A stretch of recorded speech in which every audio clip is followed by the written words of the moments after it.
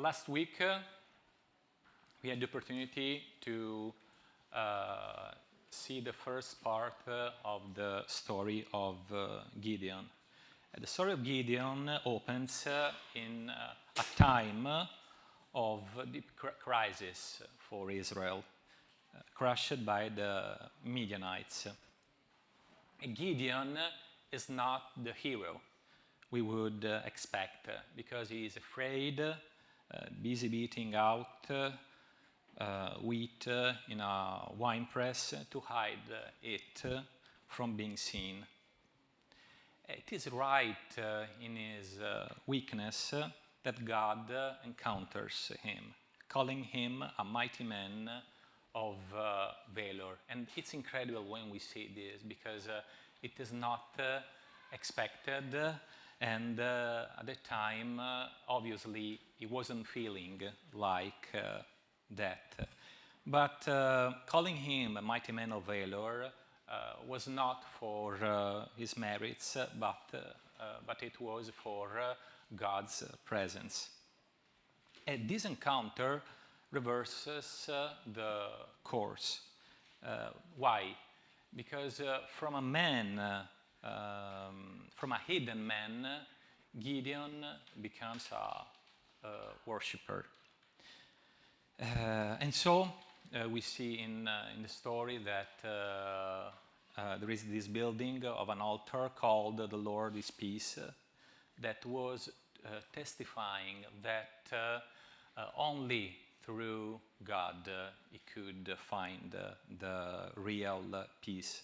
Even if it was a time of war, it was a time of danger. So we can continue the story from verse 25.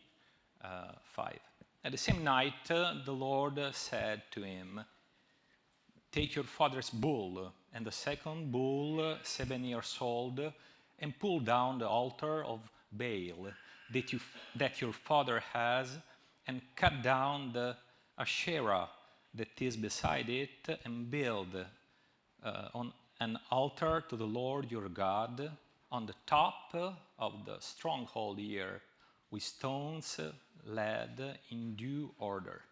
Then take the second bull and offer it as a burnt offering with the wood of the Asherah that you shall cut down."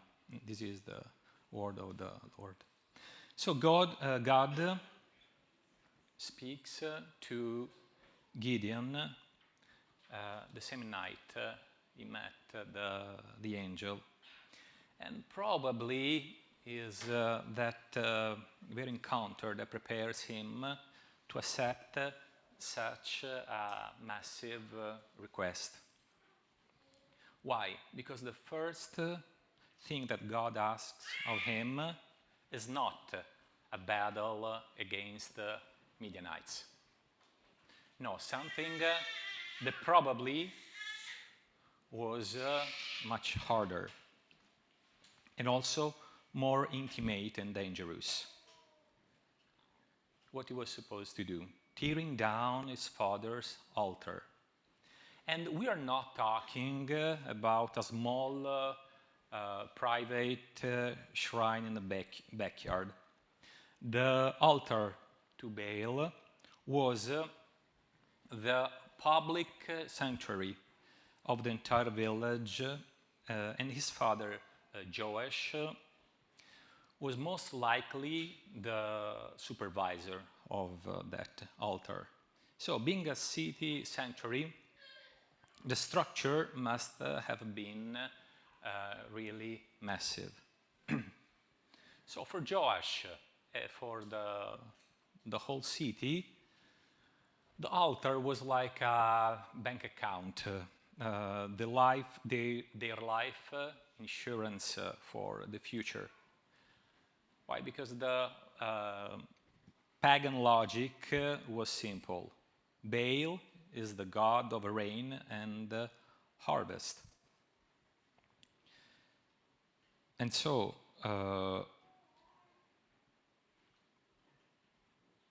it was something like this.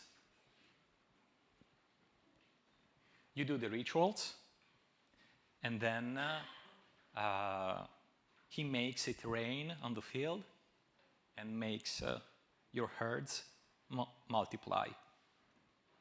Okay? So for them it was very important to worship Baal. And there is an historical detail to consider. In Canaanite mythology, people believe that Baal controlled the fertility of the earth in cycles of 7 years. If Baal won, there were 7 years of plenty. If he lost, 7 years of drought. And so Israel had bowed down to Baal specifically to guarantee this cycle of protection. And yet, to punish them from their idolatry, God has allowed the Midianites to oppress them for how many years? 7. Okay? So, pay attention to what was happening. So the land produced, but every time there was a harvest, the Midianites arrived and stole everything. So God is using the timeline of their own idol to prove that Baal is a scam. He makes you sweat and toil, but is not able to protect them. And God says to Gideon, take your father's bull, the second bull of 7 years. We know that at that time the bull was not just a simple or a random animal. Here also we have a part where it is called the second bull.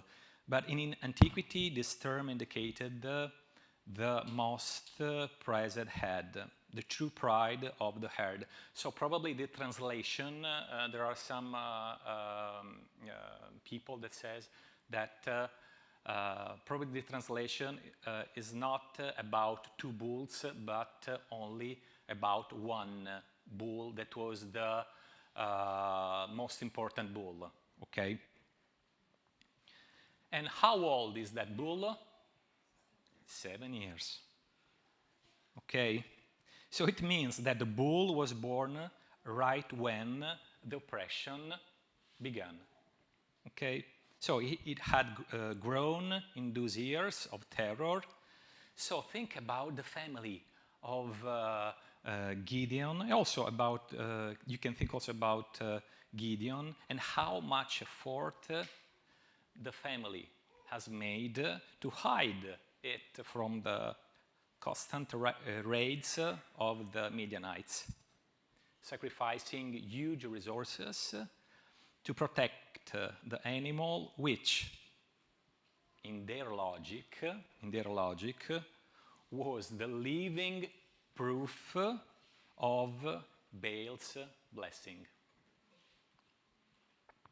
But God stops everything and says, no, take the bull of 7 years, take the animal that you have protected for all this time, and offer it to me.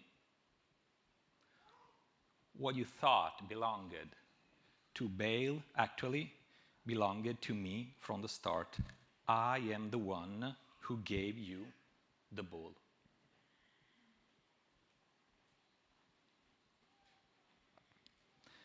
And so it was not a sacrifice to an idol, but was a gift of love to the true God. But the Lord was asking many different things. So we have this part about the bull and the altar of Baal, but there is a second target. Right next the altar of Baal stood a sacred trunk.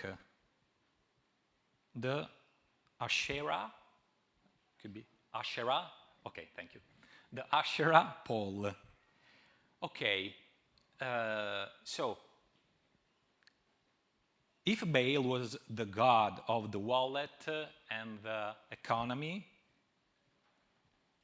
Asherah was the goddess of biology and family. And so worshipping her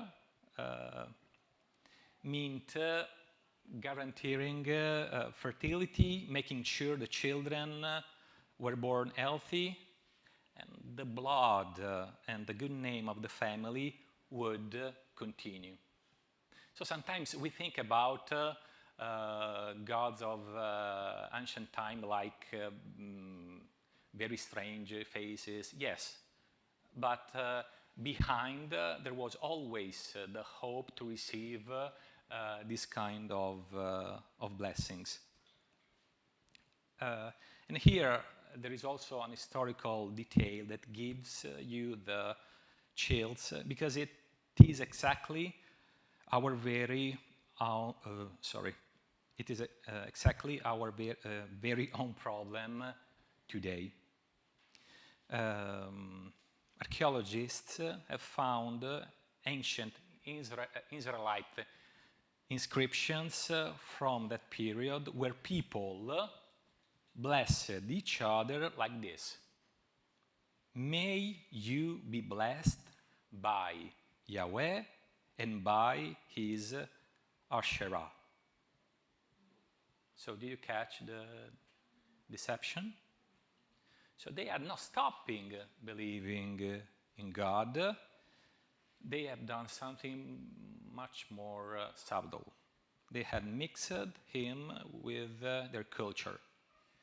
They had taken the creator of the universe and placed a piece of wood right beside him as an insurance policy to be sure that their family will be protected.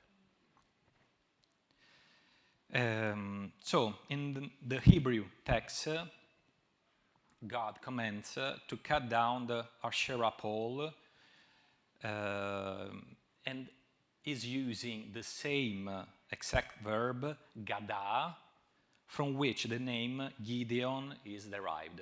Okay? So practically, Gideon is called to live up to his name, a destroyer of idolatry.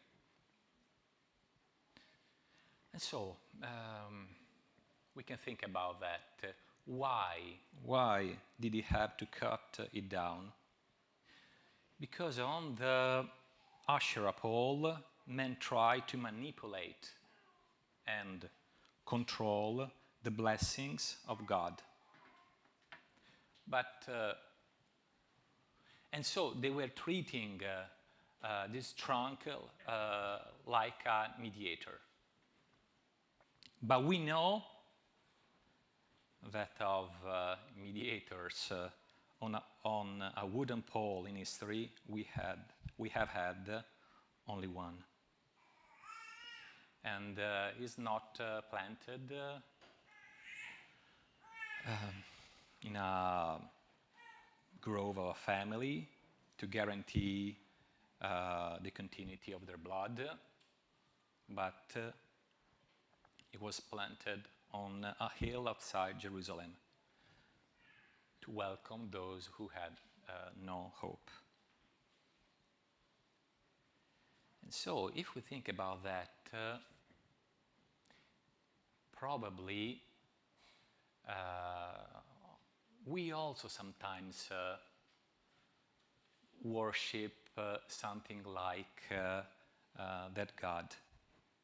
Because sometimes also we want to, in some ways, to manipulate God to ensure that our family is okay. And so we tried many different strategies to do that. And sometimes we call them in a biblical way, we can say that, but they are really some idols. And the beauty of the gospel is this, that while we were trying to use wood to control heaven, happened the opposite. Because we have God unto a piece of raw wood outside of Jerusalem to reach men.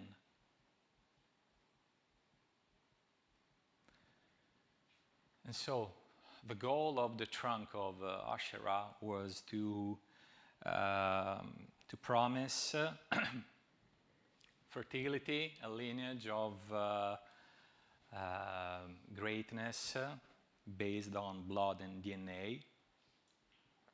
But we are so grateful that the wood of the cross gives us a lineage based on the Spirit, bringing us into a family where you are not accepted for your performance, but by grace. But tearing down is not enough. We must also rebuild. And God does not only ask for destruction, He also is asking to build a new altar with stones laid in due order. Why? Because when we, in our life, if you think about that, if you tear down an idol and leave a void, what happens? Soon or later, something else will fill the void. You can say, I'm not going to do that anymore, and then something else is filling that part. So God wants that in place of fear, a true worship may be born orderly, founded on His Word. And then we have another very interesting detail about that. The bull is to be offered using as firewood the very wood of the Asherah. Sorry, for me it's impossible. Okay. You know who I'm talking about. So, the very wood of the pole just cut down. Okay? So, think about that. The wood that represented what? The shame and the religious slavery of the family becomes the fuel to worship the true God.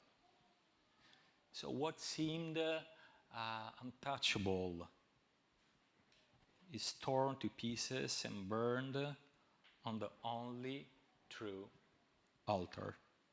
And so it is a very clear message. The idol is not a rival of God, it is only wood, material to burn. And here is something beautiful for us too. How many times do we think that our past, our shame, our family secrets should remain hidden or forgotten? How many times? God says to us, no. Do not hide them. Bring them to the altar. Take the wood of your idol, the shame of that addiction, the weight of the family secret, and put it under the sacrifice. Set it on fire. Because in the fire of God, the wood of our sin stops being an idol and becomes fuel for a new worship. And so, it's incredible how our story of slavery can become the material of our freedom. And so I want that we think about this. What are really family idols? What are really family idols? Do we choose them or inherit them? Depends. Depends. Very often we inherit them, but sometimes we can also choose them ourselves. Sometimes the inheritance comes from very far away, through culture, through unresolved traumas, or crises in which our ancestors looked for answers outside of God. Other times the idol comes not from a wound, but also from pride. It is the weight of a name to honor. It is the armor of a reputation to defend at any cost. And whether it comes from pain or prestige, the idol, if you think about that, the idol becomes the compass of the family. And so it is the conviction, never spoken out loud, but always felt, that our dignity depends on protecting that legacy. It is like a voice that is whispering, it has always been done this way. Or, we are not people who make mistakes. And these are sentences or phrases that support and protect family idols. And so it's so important also to recognize them, to understand what hidden altars exist in our home. So, do any phrases come to mind that were often said in your family, or that anyway, even if they were not said, were the unwritten rule of your family? Can you think about something? Okay, I will give you some hints. First one, we do not ask for help. So this is the altar of self-reliant pride. And just like Gideon's bale, it gives you the illusion of what? Of, obviously, strength. You say, no, we don't need any help. We can do everything in our family. We are so strong. Until the Midianites arrive and you discover it cannot save you. So we have another very common in Italy, I don't know in the States. What will people say? Is it common in the States that or not? Yes? Okay. Thank you. So this is the altar of reputation, where the judgment of the neighbor, of your last name, of your first name, weighs much more than the truth of God. No? It's very common. They say, don't do that because they will say this and that. Then we have another very strong, family comes first. Okay, this is the altar of the clan, where blood ties take the place that belongs only to Christ. Then we have another one very common in Italy, the fourth. If you don't produce, you are worth nothing. So this is the altar of performance. If you are a musician or an artist, it's very hard if you live in this kind of family. Why? Because it reduces your value to what you are able to earn. And finally, it is very sensitive. If you speak, you destroy us. This is the altar of the pact of silence, the hidden secret. When you know that there is some very bad in your family, but you don't want to say anything because you think that if you speak, you will destroy the reputation or something else in your family. But the question for me, and I think also for you, is why? Why does tearing down these altars seem impossible? Because if I think about these sentences, I can say, wow, it's really hard. It's really hard to tear down these altars. Why? For just one word: loyalty. Because we have like an invisible pact, a red thread that ties you, obviously, to the system. Okay? We know that. So breaking the idol does not seem like an act of freedom, but of betrayal.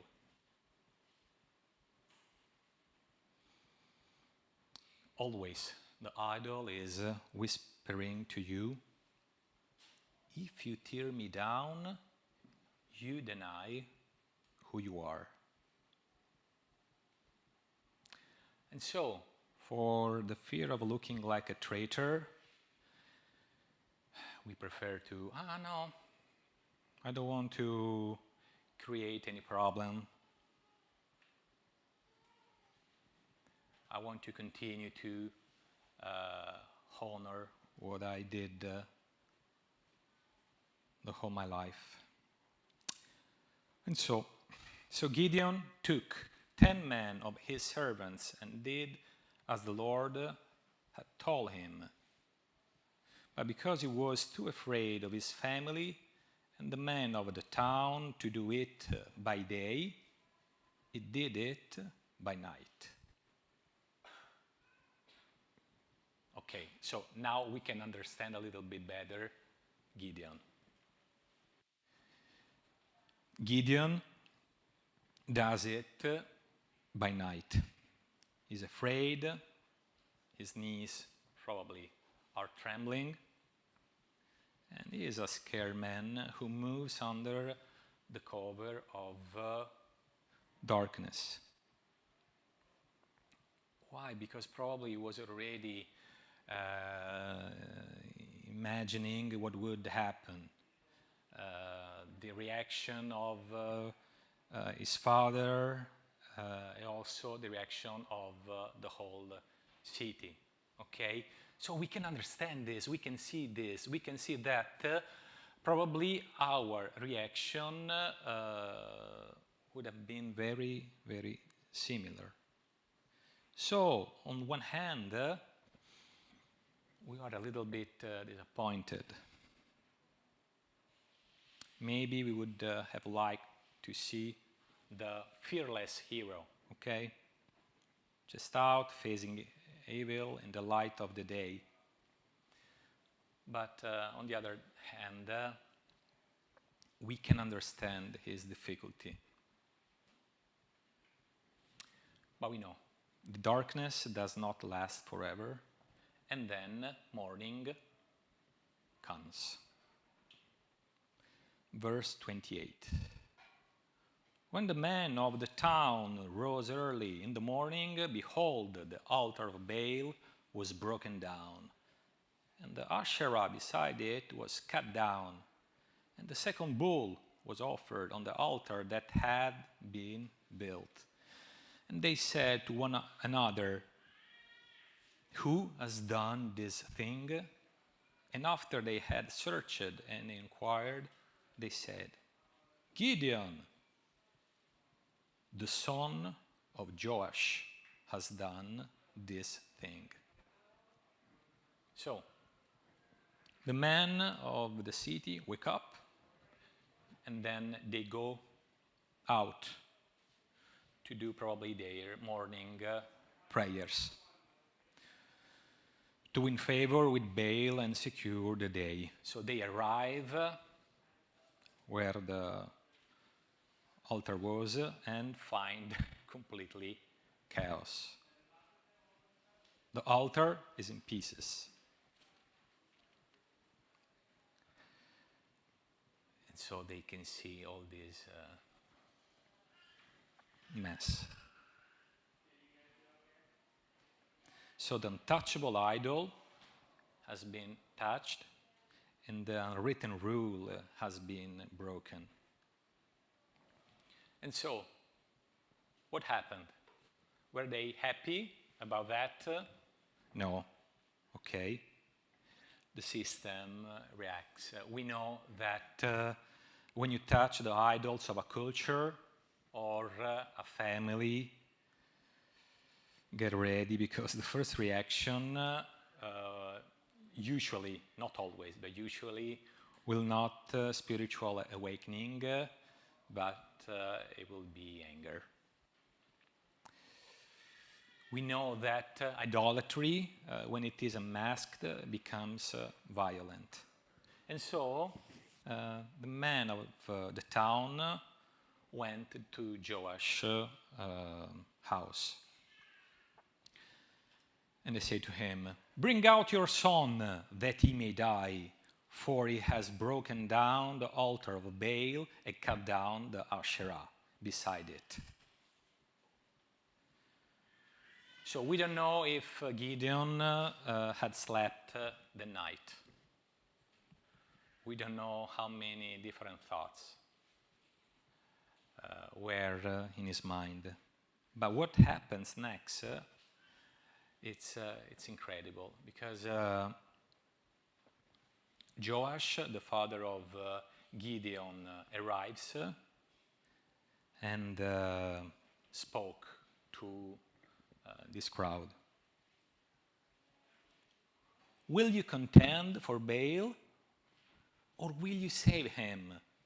Whoever contends for him shall be put to death by morning. If he is a god, let him contend for himself, because his altar has been broken down." Wow. So, probably they were expecting him to hand over his son to be executed. He was standing in front of everyone, looking also at the burned remains of the altar. And instead of condemning his son Gideon, he was surprising everyone with this incredible thought. "Will you defend the cause of Baal?" He was saying, if he is the truly God, he should defend himself. So we do not know if in that moment Joash's heart changed forever before God. It is not written in the text. But we know one thing.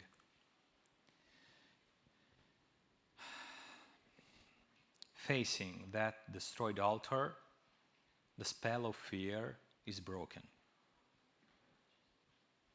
And if you think it's incredible, because Joash refuses to sacrifice his son for a piece of wood that cannot even defend itself.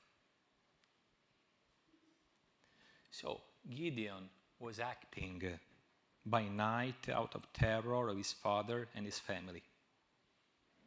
But he obeyed.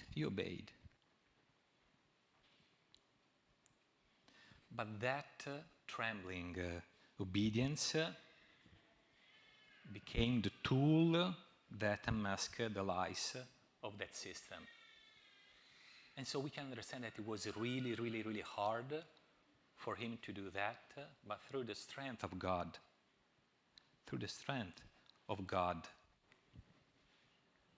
that little small courage that was big if you think about that, was the tool to transform that situation.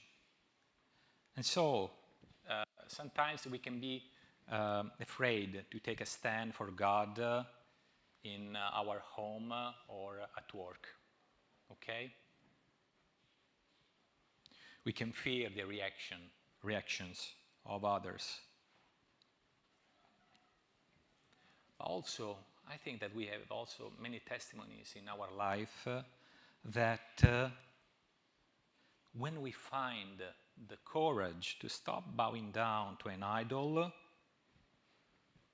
in some ways we force those around you to confront reality. Why? Because you show everyone that that idol, in the end, has not a real power. And then we arrive to the last verse of this message. 32. Therefore, on that day, Gideon was called Jerubbaal, that is to say, let Baal contend against him, because he broke down his altar. So, from that day, Gideon carries a new name. It was not a disgrace, but is like a medal of valor. Every time someone called him Jerubbaal, they were declaring a defeat for the Canaanite gods. It was like saying, here is the man who destroyed the altar of the false god. And the false god could do nothing to him, because upon him rests the hand of the only true God. So we saw that he entered the night like a scared son, and he comes out in the morning as Jerubbaal.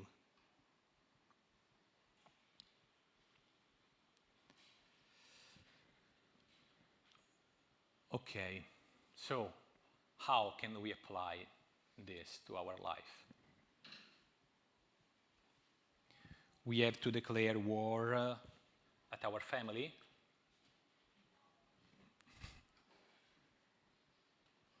No, it was only dismantling the lie in which his father was believing. It was breaking the sentence that the family was believing, the golden rule of the family. But we need always to be guided by God. And we have to ask His courage, His strength, His spirit to talk in His way, not our way, because otherwise the risk is that we only destroy, that we do not create an opportunity to know and worship God. But we know that sometimes we have to face also conflict in our families. And there are families where after years things get better, but also we know that sometimes we can have problems for the whole life. Because, yes, we know that to look the idol in the face could be very hard for people. And it is also hard for us to do that. And let's be honest. Sometimes tearing down family idols feels a little like dying. Because it's like that we are really cutting the connection with them.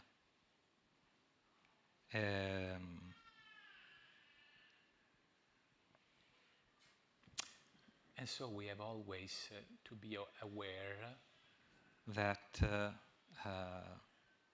as painful as it is to break an invisible loyalty, we know that there is a morning in history that changes everything. A morning that reminds us that whatever happens on earth, in our families, in our society, by grace, we have already been loved and welcomed forever in the family of God. And so the Israelites could now look at Gideon as their deliverer, their Jerubbaal. But we are so grateful that we can look at Jesus, whose name means the Lord saves, as our ultimate Savior. He destroyed the altar of death on the wood of the cross, saving us not from external enemies, but from the slavery of sin.